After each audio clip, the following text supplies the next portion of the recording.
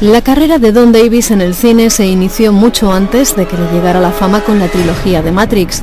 De hecho, comenzó en 1978 como orquestador en series como El Increíble Hulk.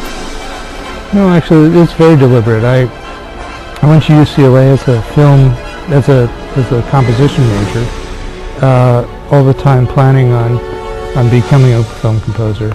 And after I graduated from UCLA, I was studying privately with an orchestration teacher named Albert Harris, who introduced me to Joe Harnell. And I began shortly after that working on a show called The Incredible Hulk as an orchestrator for Joe. So it was a plan, and I think it worked out very well. En la carrera de Don Davis podemos encontrar principalmente películas pertenecientes al género fantástico. Sin embargo, esto no parte de una preferencia especial del compositor. The projects that come are absolutely accidental. I mean, it's all a matter of serendipity. And the important thing for any composer is that he be prepared for whatever opportunities were to arise. It happened that my biggest opportunity was to score the Matrix movies, which happens to be a fantasy genre, and I'm grateful for that. But had my biggest opportunity been in comedy or in a love story or any other kind of genre, I would have been prepared for that and been just as grateful. So it happens that it's a lot of fun scoring fantasy movies because fantastic drama suggests fantastic music, and there's opportunity to do music with lots of color and interest and things like that. On the negative side, it's a lot of work. Fantasy movies almost always have an abundance of music, and so it's never easy. So, but I'm grateful for the opportunities I've had, and I hope that I've risen to the challenges. Un punto de inflexión importante en la carrera de Don Davis sería su relación con los hermanos Andy y Larry Wachowski. I met Larry and Andy through a film editor friend of mine named Zach Steinberg.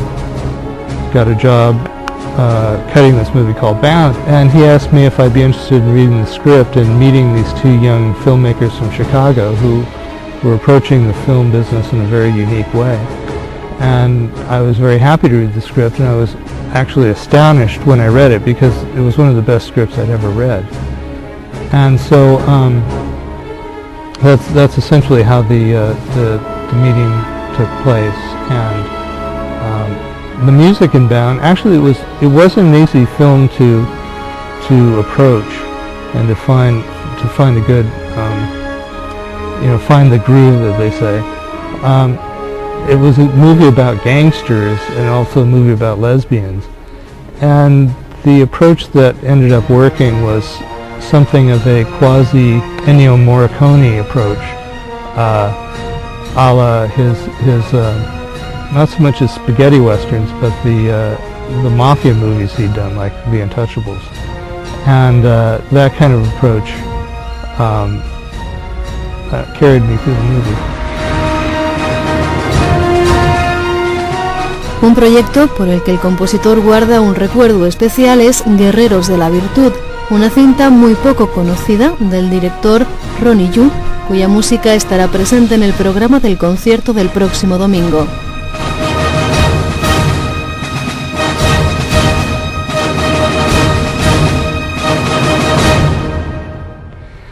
Well, it was a fantasy film, a different kind of fantasy, of course, than The Matrix was.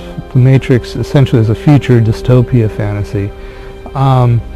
Warriors of Virtue was a fantasy film that was almost of a dreamlike quality.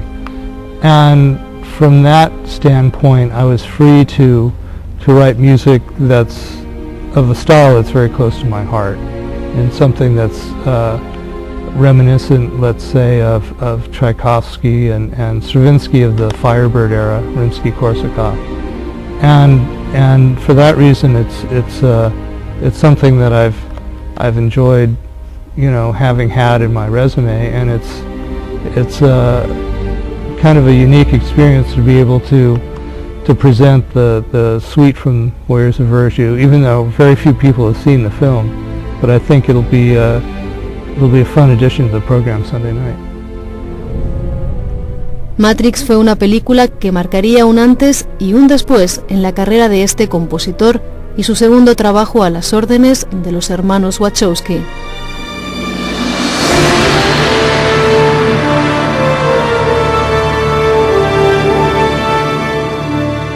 The first thing I saw of The Matrix, or heard of The Matrix, Larry and Andy Wachowski asked me to come to their production office and look at some of the storyboards that had been worked on to present the project to the studio. And there were a few matte paintings and things like that they showed me, and it was very, very impressive. And they gave me the script to read, which I was knocked out by. In fact, it was the best script I've read since Bound. And so we talked about the music a little bit, and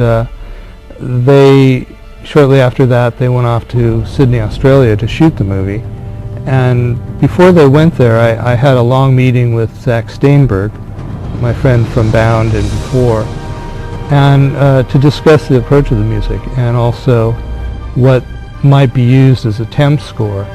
And we listened to quite a few CDs in my collection, particularly of music of Steve Reich and Philip Glass and John Adams, that I thought would be an interesting way to approach this very unique picture.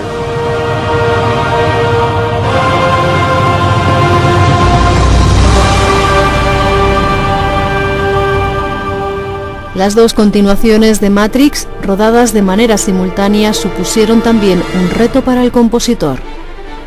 Well, the fact that they were shot at the same time didn't exactly impact me, because I scored first Reloaded, and then when I was finished with that, we went on to Revolution. So I wasn't exactly going back and forth between the two pictures. I finished Reloaded and then did Revolution.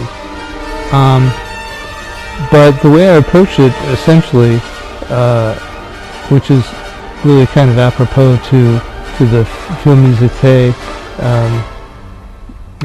concert this coming Sunday, is that I approached it as three movements of a symphony.